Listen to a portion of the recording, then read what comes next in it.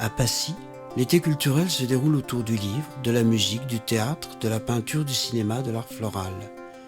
Le Salon international du livre de montagne, le week-end précédent le 15 août, est le rendez-vous annuel des amis du livre et de la montagne. Créateurs et lecteurs se retrouvent et partagent leurs expériences, leurs projets.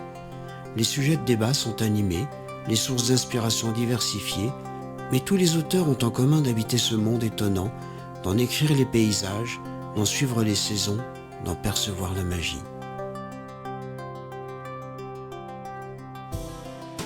Le Salon du livre de montagne de Passy a démarré en 1991. Moi j'habite à Passy depuis 1986 et puis j'aime la montagne, j'aime les livres.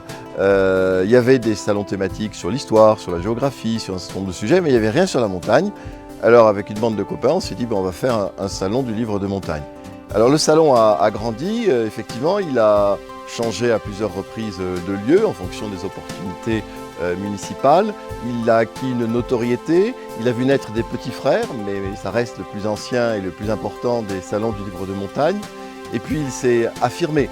Le livre de montagne, ça n'est pas que le livre d'alpinisme, hein. Toutes les approches de la montagne sont les bonnes, de la bande dessinée à l'histoire, de la géographie à la géopolitique, en passant par la poésie. Et puis c'est pas que les Alpes, c'est toutes les montagnes du monde. Et donc avec cette largeur du sujet à la fois en termes de matière et puis en termes géographiques, ça permet d'avoir chaque année des nouveautés. Et puis en même temps, il y a toujours la section livres anciens qui a beaucoup de succès.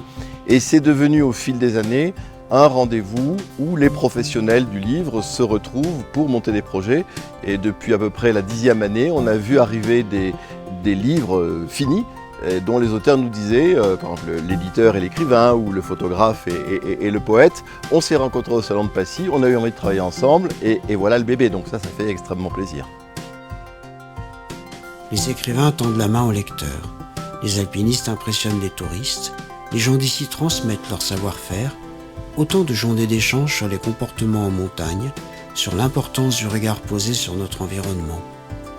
Le livre rassemble par-delà les cimes et les océans. La culture, à la fois proche et lointaine, ne connaît pas de frontières. Les livres de montagne expliquent le monde. Ils mettent en scène le réel. Ils nous préparent à l'avenir, chacun dans leur style.